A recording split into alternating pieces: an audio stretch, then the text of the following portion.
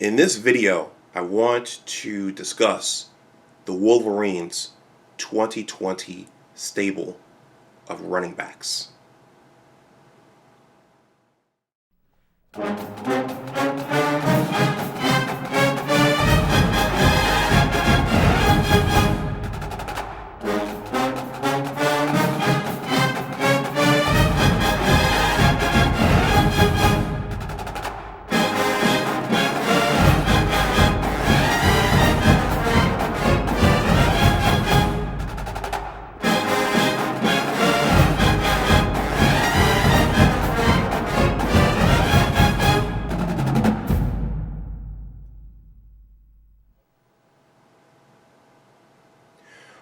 Welcome back to my channel. My name is Dr. Anwar Youssef Dunbar, and this is Big Discussions 76 Sports.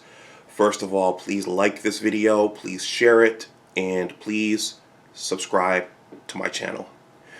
Well, thus far, leading up to our 8-game 2020 Big Ten season, I've discussed quarterback Joe Milton. I've discussed the wide receiver core. And I think it might be a good idea for me to, at some point, discuss who Joe's backup is.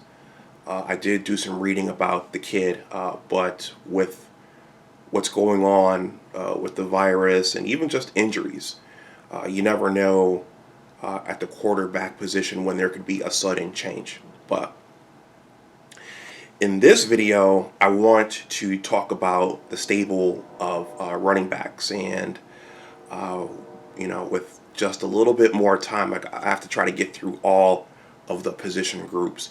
But I want to thank everyone who watched my remastered Iowa 2019 matchup with the Wolverines reaction video. What was interesting is that I showed, so first of all, I'm a writer, I'm a scientist, and I'm a writer first.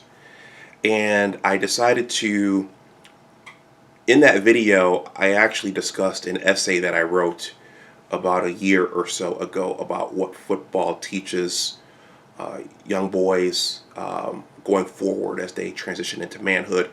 That is, those boys who participate in football, but there are lessons that athletics period teach young people.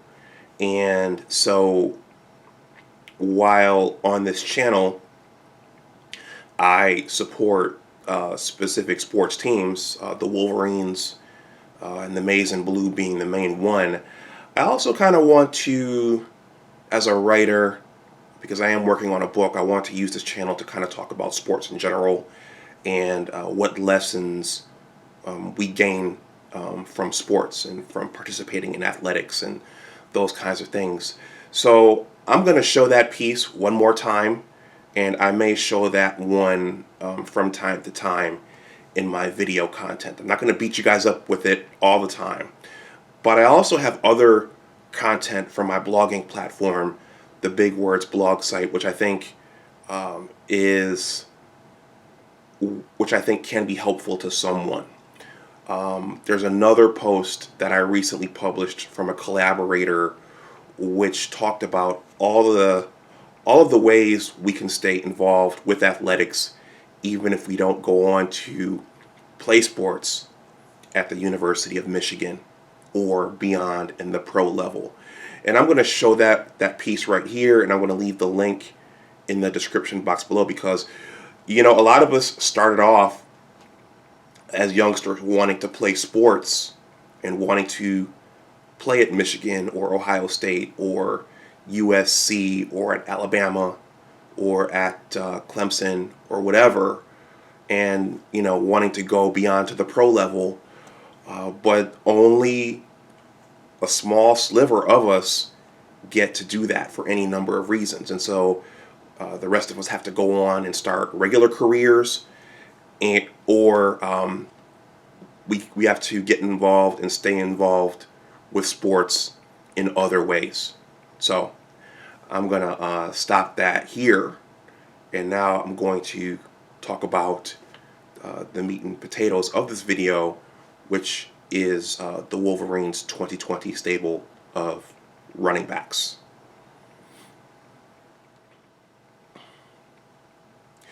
So the basis for the first part of this discussion is going to be an article I found online by Click On Detroit, and it seems that they have an Ann Arbor portion of that publication. You know, as I was reading this article, I couldn't help but to notice the woman down there in the corner in the lavender dress. It looks like her name is Rhonda Walker from Local 4 News. I guess that's a Michigan market. She's probably married, but all I could say is, wow. Anyways, and so I'm going to leave that article in the description box below in case you want to take a look at it along with my two writings. But in essence, in general, we have Zach Charbonnet coming back in addition to Hassan Haskins. Those were, they got the bulk of the carries last season. It was a young backfield.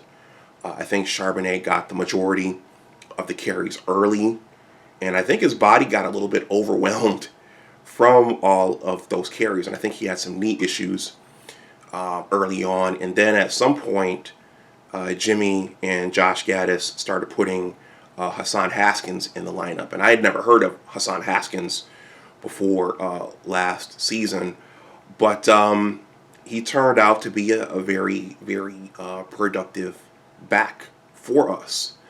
So those guys are coming back. They've had a year of experience, so assuming they stay healthy, they'll be much better. Now, also, what's exciting is we have Chris Evans coming back. He's going to be the elder statesman in the running backs group. He was on the Revenge Tour team, sharing time with Karan Higdon, and he ran into some academic issues last year, so he wasn't a part of the 2019 team. And I think that team very much, I think one of its problems was that it missed his experience at the running back position. Chris Evans he's not a big back, but he's a small, shifty back, and he can get out and he can catch the ball as well. And so he brings a lot of experience, and he brings a lot of versatility to that position. There was another kid mentioned in the article, a true freshman named Blake Corum. He's not a big kid, but he's fast. And the article says that he is ideal for Josh Gaddis' offense, and so he may find himself on the field at some point because of the speed that he has. Now, I'm going to go ahead and add in Ben Mason. There's another article I found from another publication called Maize and Brew, and I think that's from the Sportsbook Nation, SB Nation. And that article discusses how in his final year, Ben Mason is going to come back and play his fullback position pretty much full time.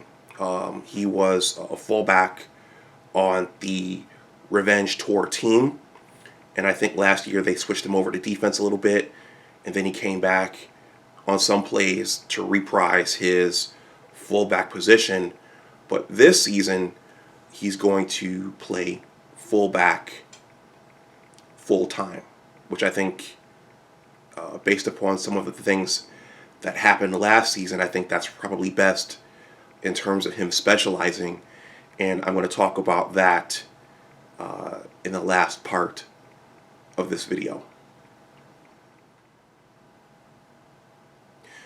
So I intend to shoot a video on our projected starting offensive line, but just after looking at the quarterback position and the wide receiver core, and now the running backs, the offense is going to be pretty young, aside from Nick Eubanks and Ben Mason and Chris Evans. The rest of the group is going to be very, very young.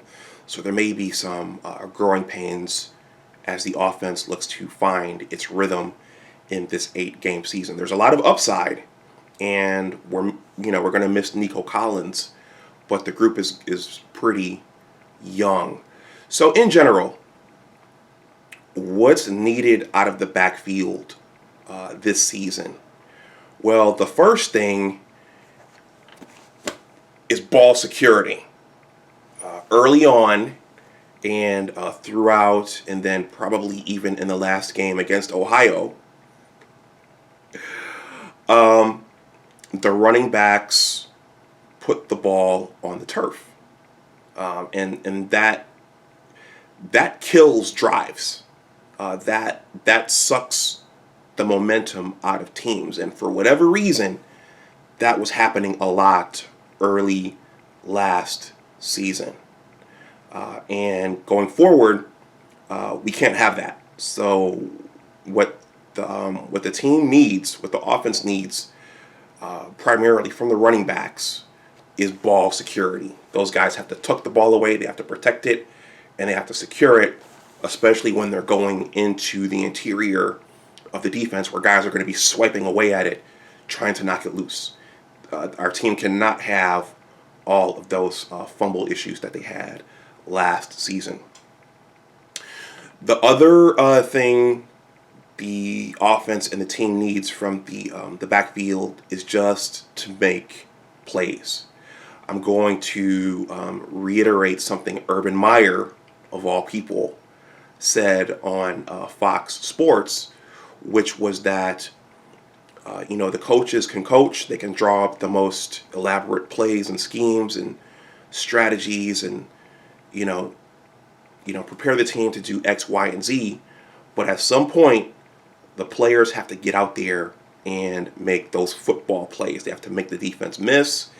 They have to lower their shoulder and plow into those guys and extend plays and just do things that the coaches can't diagram up. So they have to go out there and actually make the plays. And I think we saw the lack of that early. Of course, Zach Charbonnet was a freshman, so there was a bit of a learning curve for him. But yeah, there's a point where the players are just going to have to turn the ball upfield and make something happen, just like Anthony Thomas was able to do, just like Temanga Biakabatuka was able to do, just like Chris Perry was able to do, just like Michael Hart was able to do. And we haven't really had, I think Karan Higdon was productive and he was consistent, but we haven't had strong running back play since those names I just mentioned. So the players need to make plays. Again, Ben Mason is going to be in for the most part on short yardage situations, so we need him to secure the ball. On some instances, he may be leading the way for the other 3 or the other 4 running backs. So we need them to make plays. And we need them to make the smart plays. Early on, we fell behind to Ohio State, and at that point, our team was trying to play catch up. The game got steadily further away from us, but there were a couple of stretches where we could have at least kept that game close, and one significant missed opportunity was the Hassan Haskins Wildcat play. So, and I always get nervous when Jimmy and the offensive staff calls those Wildcat plays. He tried that years ago with Jabril Peppers, and it never generated anything for us. But when I was watching that Ohio State game last year, it looked like the play completely went bust. But when they went back and they replayed it in slow motion, our offensive line did open up a nice hole for Hassan Haskins. He just ran the other way. So those are the kinds of plays that we need our running backs to make this year, to positively affect our offense and our offensive production. Can't turn the ball over. That's going to, be a net negative for everybody. We got to sustain those drives. We got to protect the quarterback. And we need our running backs to get out there and make plays. So with that, I'm going to stop this here. Please let me know what you think in the comment section below. Please like this video. Please share it. And please subscribe to my channel. And as always, remember that your attitude determines your altitude. Go blue. And I'll talk to you the next time. Bye-bye.